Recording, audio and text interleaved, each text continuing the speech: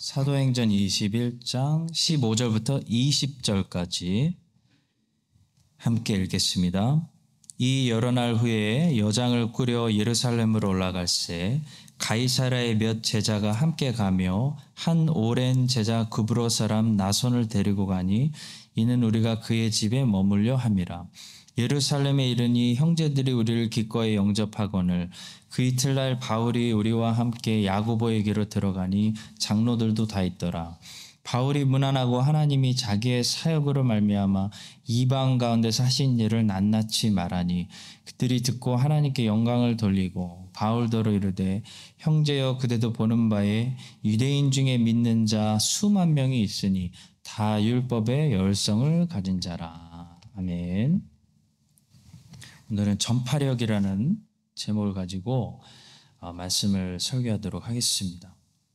지구는 끌어당기는 힘을 가지고 있습니다. 중력이라고 부르죠. 그런데 사람도 영향을 끼치는 힘을 가지고 있습니다. 그것은 전파력입니다.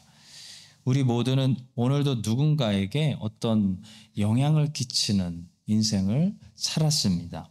무언가 전파했고 전달했고 영향을 주고 살았다는 것이죠. 그것이 선한 힘일 수도 있고 악한 힘일 수도 있습니다. 우리는 누군가를 좀 더 살리는 일에 공헌했을 수도 있고 누군가가 좀 더 악마가 되는 일에 공헌했을 수도 있습니다. 주님께서는 크리스찬을 빛과 소금이라고 말씀하셨습니다. 그것은 영향력에 관한 말씀입니다. 크리스찬은 이 세상에 존재함으로써 다른 사람들이 조금 더 악마가 되도록 부패하도록 죄를 짓고 시험에 빠지도록 공헌하는데 영향력을 끼치는 인생을 살아서는 안 된다는 말씀입니다. 크리스천은 빛과 소금처럼 다른 사람이 조금 더 구원에 이르도록 하나님의 형상을 회복하도록 공헌해야 한다는 말씀입니다. 오늘 우리가 읽은 이 본문을 보시면 다른 누군가에게 선한 전파력을 제공하는 사람들을 만나게 됩니다. 그 사람 때문에 그 주변의 사람들도 함께 선해지는 그런 선한 전파력을 볼 수 있습니다. 오늘 이 선한 전파력을 함께 보면서 여러분과 저도 우리 주변 사람들에게 시험의 대상이 되는 것이 아니라 축복의 통로가 될 수 있기를 바랍니다. 첫 번째로 우리는 바울의 담대함이 주변 사람들에게 전파되고 있는 것을 보게 됩니다. 우리가 잘 아는 것과 같이 바울은 지금 계속해서 예루살렘으로 가지 말라는 주변 사람들의 경고를 받았습니다. 바울보다 지금 바울 주변 사람들이 더 바울의 생명을 걱정하고 있는 상황입니다. 그런데도 바울은 주변 사람들을 오히려 위로하면서 자신은 죽음도 두렵지 않다는 각오로 예루살렘을 향하여 담대히 가고 있는 모습을 보이고 있습니다. 그런 바울의 우리가 과소평가할 수 없는 예루살렘으로 가고 있었던 당시 바울의 이 엄청난 담대한 모습이 주변 사람들에게 흘러 들어가고 있었습니다. 그래서 어느새 바울의 주변 사람들도 함께 담대해져서 그 위험한 예루살렘으로 어떤 일이 그들을 기다리고 있을지 모르는 그 사자의 굴로 바울과 함께 가겠노라고 결심한 사람들이 있었다고 사도행전은 우리에게 보고하고 있습니다. 16절입니다. 가이사랴의 몇 제자가 함께 가며라고 말합니다. 이 사람들은 지금 누가와 같이 처음부터 바울과 함께 동행한 제자들이 아니죠. 16절에서 지금 가리키는 제자들은 가이사랴에서 바울의 담대한 모습을 보고 은혜를 받아서 바울과 함께 동행하기로 결단한 가이사랴에서 만난 예수의 제자들입니다. 성도 여러분, 바울의 담대한 모습이 죽음을 전혀 두려워하지 않는 그 바울의 모습이 가이사랴에 있는 제자들에게 전파된 것입니다. 바울이 담대하니까 바울 주변 제자들도 함께 담대해졌습니다. 예수님께서도 자신을 돌로 치고 십자가에 못 박으려는 사람들이 기다리고 있다는 것을 알면서도 담대하게 예루살렘으로 가시겠다고 제자들에게 선포하신 적이 있습니다. 예수님이 얼마나 예루살렘에 적이 많이 기다리고 있고 그런데도 불구하고 얼마나 담대하게 그곳으로 가시려고 했는지 제자들이 주님을 말리려고 한 적도 있었습니다. 제자들이 말하되 랍비여 방금도 유대인들이 돌로 치려 하였는데 또 그리로 가시려 하나이까. 예수님은 예루살렘에 정말 적이 많았습니다. 제자들은 예수님과 예루살렘을 떨어뜨리려고 했습니다. 예수님이 예루살렘으로 가시는 것이 얼마나 불이 붙는 일인지 폭탄이 터지는 일인지 다 긴장감 속에 느끼고 있었습니다. 그런데도 불구하고 또 예루살렘으로 담대하게 가시려는 이 예수님의 모습이 제자들에게 전달돼서 제자들도 어느새 함께 담대해져서 도마가 이런 고백을 하고 있는 모습을 우리는 성경에서 읽게 됩니다. 디두모라고도 하는 도마가 다른 제자들에게 말하되 우리도 주와 함께 죽으러 가자. 성도 여러분, 담대함은 전파력이 있습니다. 예수님의 담대함은 어느새 제자들에게 전파되었고 모세의 담대함은 여호수아에게 전파되었고 엘리야의 담대함이 엘리사에게 전파되었습니다. 다윗의 담대함이 다윗의 부하들에게 늘 전파되었기 때문에 다윗의 부하들은 어떤 사람들이었죠?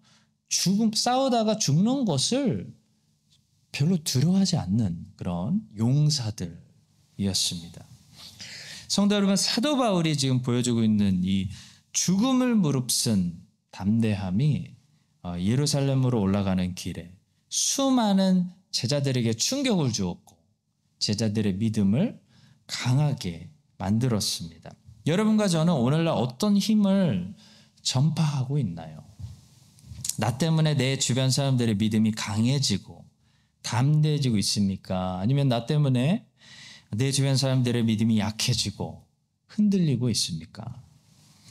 가나안 정복 시대 때 이스라엘에게 제일 요구되어졌던 것이 하나가 있었는데요. 바로 적들을 두려워하지 않고 전쟁을 두려워하지 않는 강하고 담대함이었습니다. 그래서 가나안 정복 시대를 시작하면서 하나님께서는 여호수아를 세워놓고 여호수아 1장에서 여호수아에게 자꾸 반복하시는 말씀이 있었죠. 너는 강하고 담대하라 말씀을 반복하시는 거예요. 여러분, 가나안 정복 시대 때 이스라엘에서 빛났던 인물이 또 한 사람 있었죠. 바로 갈렙입니다. 갈렙. 자, 이 갈렙이 그 시대에 왜 주목을 받고 왜 하나님께서 갈렙을 높이시고 자꾸 갈렙을 드러내고 계시는지 우리가 알아야 되는데요. 갈렙은 단지 정복만 한 게 아니기 때문입니다. 갈렙은 단지 이스라엘에서 좀 싸움 잘하는 사람으로 등장하는 사람이 아니었습니다. 가나안 정복 시대 때 성경에서 갈렙이라는 인물이 빛나는 이유는요, 그가 이스라엘을 담대하게 만드는 사람이었기 때문입니다. 성도 여러분, 갈렙은 자기만 싸움을 잘한 게 아니었고요, 이스라엘이 싸움을 잘하게 만들었습니다. 갈렙은 자기만 정복을 한 것이 아니고 유다 지파가 정복을 이끌도록 만든 사람입니다. 갈렙의 담대함이, 그렇게 중요한 것은 이 갈렙의 담대함이 흘러들어가서 이스라엘 전체를 담대하게 만들었기 때문입니다. 그 시대에 꼭 필요했던 것을 갈렙이 제공했다는 거죠. 자, 반대로 가데스 바네아에서 가나안 땅을 그때 정탐하고 우린 못 들어갑니다 라고 악한 보고를 했던 그 10명의 정탐꾼들, 그 이스라엘을 40년 광야에 저주의 길로 이끌었던 그 죄인들이 되었던 그 결정적인 이유가 있습니다. 그들의 잘못은 단순히 믿음이 부족했던 차원이 아닙니다, 여러분. 그들의 잘못은, 그 10명의 정탐꾼들의 잘못은 본인들 믿음 없었던 잘못보다도 훨씬 큰 잘못을 한 거예요. 하나님 앞에. 그들의 잘못은 뭐였냐면 이스라엘 전체를 낙심하게 만들었던 것입니다.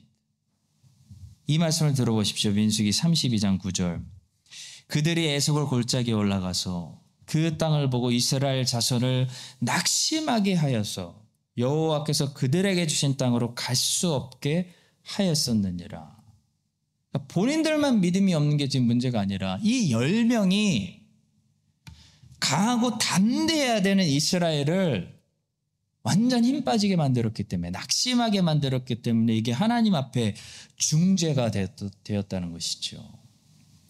성도 여러분, 갈렙은 반대로 단순히 싸움만 잘한 사람이 아니고요, 이스라엘 전체를 강하게 만들고 선봉에서 싸우는 모습을 보여주면서 이스라엘 전체가 일어나서 싸우게 만들고 담대하게 만든 사람이었기 때문에 갈렙을 하나님이 가나안 정복 시대에 가장 높이고 드러내는 사람이 되는 거예요.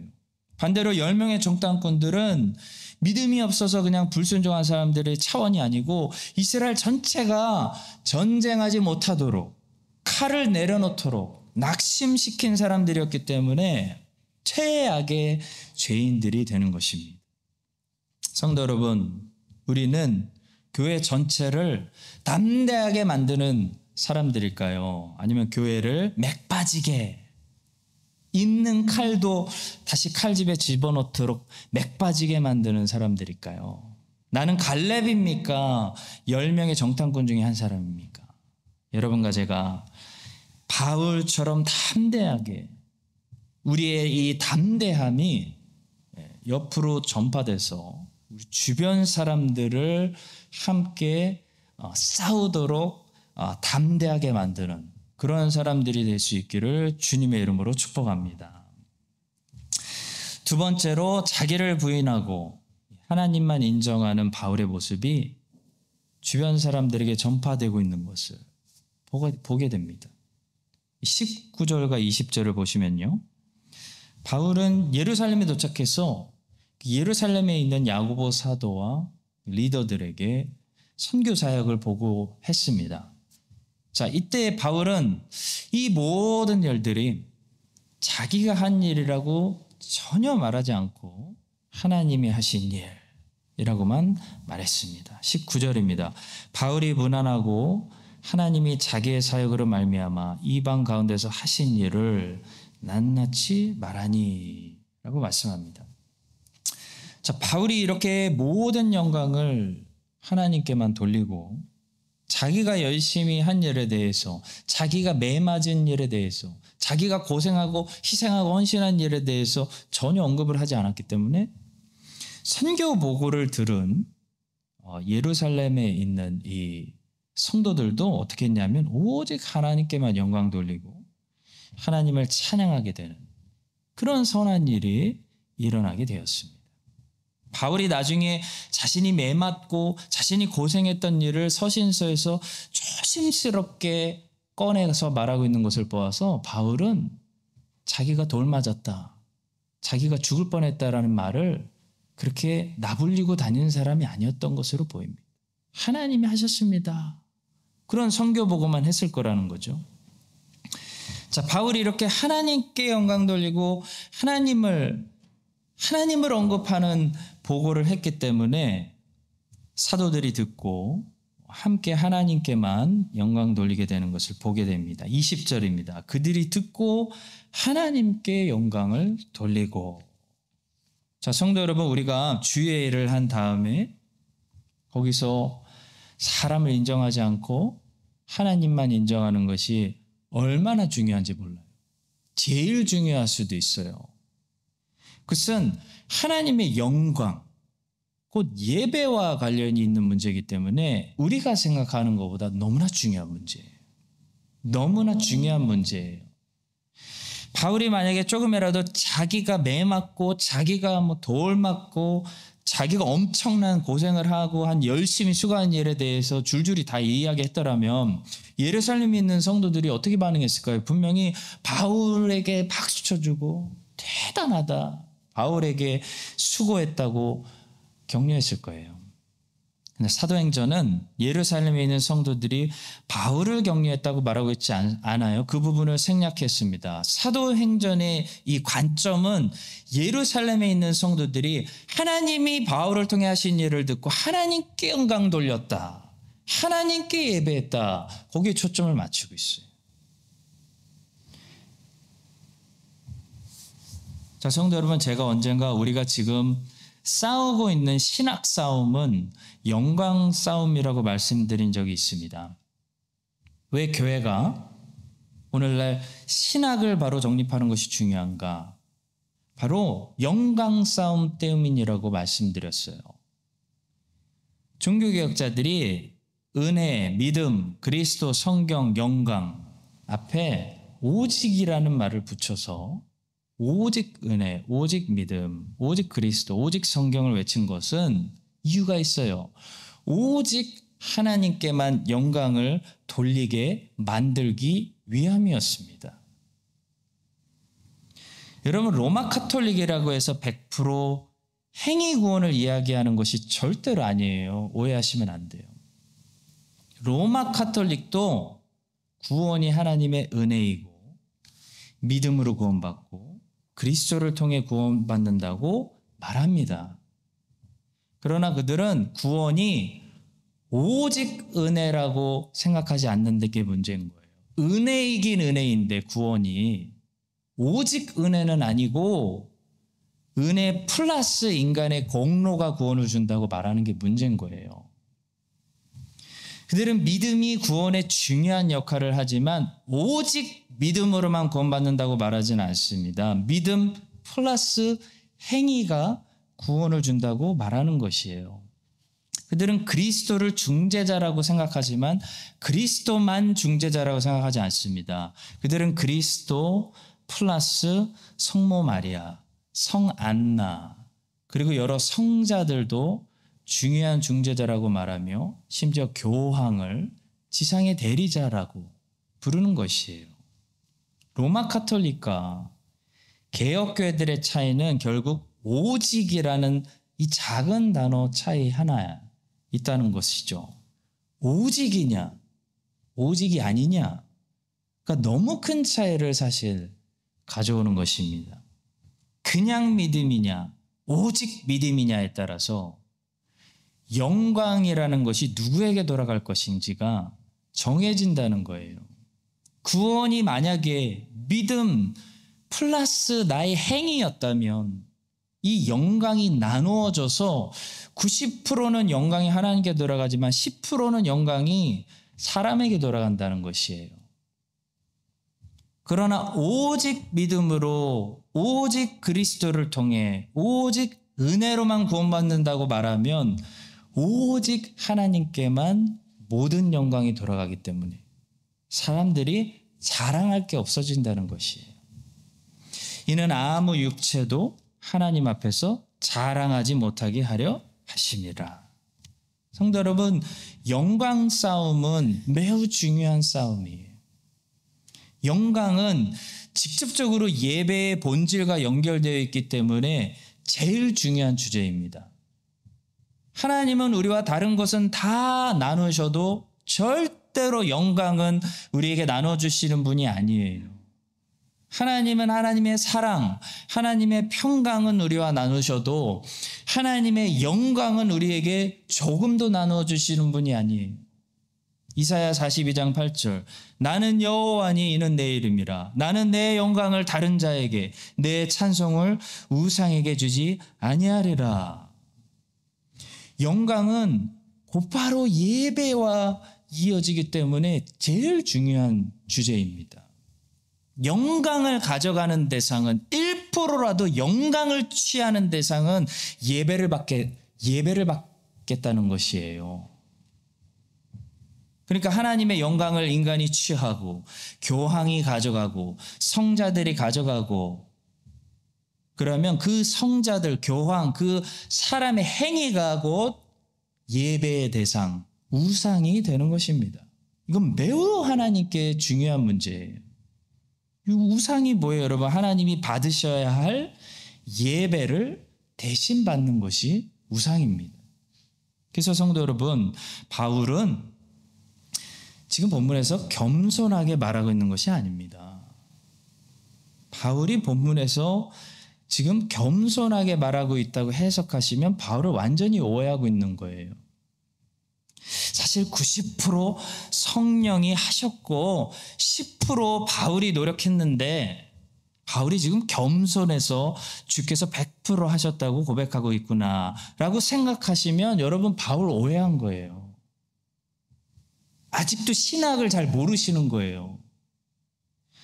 바울은 지금 본문에서 겸손한 것이 아니라 명확한 것이에요. 바울은 진실을 이야기하고 있는 것이에요. 다메섹으로 성도들을 죽이려고 하고 있던 이 죄인 중에 괴수 사울을 누가 바꾸신 거예요, 여러분? 누가 선하게 쓰신 거예요? 주님이 하신 거예요. 바울이 한 게 아니에요. 바울의 전도 여행은 바울의 계획이 전혀 아니었어요. 그것은 주님의 뜻이었습니다.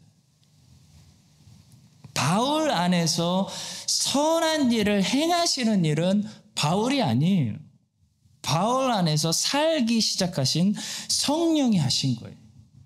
바울이 한 모든 일은 그 성령의 일에 불순종하고 걸림돌이 자주 되고 자주 죄를 지은 일밖에 없는 거예요. 바울이 한 일은. 우리도 마찬가지입니다. 여러분 착각하지 마세요. 우리 안에 일어난 모든 선한 일들은 우리가 한 것이 아니라 하나님이 하신 거예요. 하나님의 역사예요. 우리가 행한 일이 있어요. 우리가 행한 일, 그 선한 일을 시작하신 성령의 일에 지속적으로 머물지 못하고 믿음이 없어서 불순종한 죄의 역사 우리가 했습니다. 그래서 아우구스티누스와 칼빈은 이렇게 말하는 거예요. 모든 선한 것은 하나님께 속했고 모든 악한 것은 나에게 속했습니다. 라고 정리를 한 겁니다. 이 말은 절대로 겸손한 말이 아니라 사실을 너무 명확하게 말한 말이에요. 사실이. 성도 여러분, 지금이라도 하나님께서 만약에 다시 여러분과 저를 간섭하는 것을 멈추시고 예전처럼 내버려 두시면 우리 어떻게 될까요? 100이면 100 죄를 짓습니다. 100번 중에 100번 죄 짓는다는 거예요. 근데 어쩌다가 우리가 가끔 선한 일을 하게 되고 주의 일을 하게 되고 하나님의 일에 놀랍게 쓰임받게 되는 거죠. 우리가 하는 것이 아니라 우리 안에 착한 일을 시작하신 하나님의 영이 우리의 의지를 새롭게 하시고 우리의 마음을 부드럽게 하시고 우리의 발을 인도하시고 우리에게 역사하셔서 하나님이 사역하고 계시는 것입니다. 그러니 우리도 바울이 고백하고 있는 것처럼 어떻게 해야 되겠습니까? 우리를 부인해야 돼요. 내가 한 것처럼 착각가지고 포장하지 말아야 돼요. 하나님이 내 안에서 역사하셔서 그리스도의 일을 하게 하셨습니다. 하나님이 하신 것입니다. 하나님이 안 하셨다면 나는 바로왕처럼 마음이 단단해져서 악한 일만 했을 것입니다. 라고 진실을 늘 고백하며 하나님께만 영광 돌려드리는 것이 당연한 것입니다. 그것이 참된 예배입니다. 예배는 나를 부인하고 하나님을 인정하는 것이 예배입니다. 이런 선한 전파력이 여러분과 저를 통해서도 우리 주변에 흘러가서 많은 사람들이 하나님을 인정하고 하나님께 합당한 영광을 돌려드리며 하나님을 참되게 예배할 수 있게 되기를 예수님의 이름으로 간절히 축복합니다. 마지막 세 번째로 살펴보는 전파력은 좋은 소식입니다. 좋은 소식을 전파했더니 본문에서 바울에게 좋은 소식이 들려오고 있는 아주 기분 좋은 장면을 우리가 오늘 보게 됩니다. 자, 19절에 보시면요. 바울은 예루살렘 교회 성도들에게 하나님께서 이방 사람들을 엄청나게 돌아오게 하셔서 지금 이방인들 가운데 교회들이 막 부흥하고 있고 목사들이 세워지고 믿는 사람들이 지금 막 밀려 터졌다라는 이 좋은 소식을 전파하고 있습니다. 사실 사도 바울이 예루살렘에 가려고 했던 많은 이유 중에 하나가 이거였죠. 이 기쁜 소식을 나누고 싶었던 거예요. 자, 놀라운 것은 20절에 보시면 이번에는 예루살렘 교회 리더들이 사도 바울을 기다렸다는 듯이 사도 바울에게 얘기해요. 하나님께서 어떻게 유대인들을 엄청나게 회심시키셔가지고 유대인들 가운데 수천 명이 아닙니다. 수만 명. 단위가 만 단위예요. 만 단위. 많은 사람들이 하나님께 돌아오게 하셨다는 좋은 소식을 전해주고 있습니다. 그래서 19절과 20절 참 감동적인 구절이에요. 제가 다시 보겠습니다. 바울이 문안하고 하나님이 자기의 사역으로 말미암아 이방 가운데서 하신 일을 낱낱이 말하니 그들이 듣고 하나님께 영광을 돌리고 바울도 이르되 형제여 그대도 보는 바에 유대인 중에 믿는 자 수만 명이 있으니 다 율법의 열성을 가진 자라 말합니다. 예루살렘 교회가 가난하다고 그래서 죽은 것이 아니라 죽었는 줄 알았는데 엄청 부흥한 거예요. 하나님이 예루살렘에서 유대인들을 엄청나게 사도들을 통해 회심시키고 계셨다는 겁니다. 여러분, 바울이 가지고 있던 소원이 뭐였어요? 유대인들을 회심시키는 거였습니다. 근데 이게 바울은 잘 안 됐습니다. 이 기도는 오랫동안 응답받지 못하는 것처럼 보였습니다. 바울은 이상하게 복음을 전도할 때마다 이방인들에게는 인기가 많았는데요, 유대인들에게 잘 안 됐어요. 유대인들에게 인기가 없었습니다. 바울이 만나는 유대인들은 전부 다 바울을 미워했어요. 거의 다. 바울의 유대인 사역은 번번이 실패했고 이방인 사역은 시온의 대로였습니다. 그래서 바울은 마음이 기쁘면서도 서운한 거예요. 유대인들에게 돌아갈 것은 안 돌아가고 전부 이방인들이 구원받고 가져가는 거예요. 그런데 바울은 드디어 3차 전도여행을 마치는 이 시점에서 여기 예루살렘에서 반가운 소식을 듣게 됩니다. 그것은 수천 명도 아니고 유대인 중에 믿는 자 수만 명이 있다는 소식입니다. 하나님께서 그동안 바울의 기도를 듣지 않은 것이 아니었습니다. 여러분, 하나님께서 바울을 통해서 터키 지역과 마게도니아, 아가야 지방의 수많은 이방인들이 바울을 굳이 이방인들에게 보내서 그 수많은 이방인들이 주님께 돌아오게 하시는 동안에 하나님께서는 예루살렘에 있는 사도들을 통해서 이 오리지널 갈릴리 어부들을 통해서 수만 명의 유대인들이 설득되어 돌아오게 하셨던 것입니다. 성도 여러분, 주님을 믿으시고 꾸준히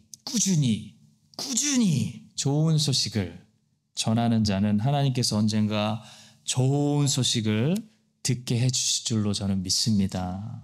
좋은 소식은 전파력이 있어요. 전파력이 있어서 좋은 소식을 전하는 자에게 언젠가 좋은 소식이 분매랑처럼 돌아오게 될 줄로 믿습니다. 사랑하는 성도 여러분, 사도 바울이 1차, 2차, 3차 전도여행 중에 얼마나 유대인 선교가 안 됐습니까? 가는 곳마다 다시 유대인들이 바울이 전하는 복음을 거부하고 바울에게 적대심을 가지고 바울을 죽이려고 했어요. 근데 하나님께서 어떻게 그동안 일하고 계셨고 이제 사도들의 입술을 통해 바울이 그렇게 소원했던 좋은 소식을 바울의 귀에 듣게 하시는지 보십시오. 이 장면을 오래 기억하시고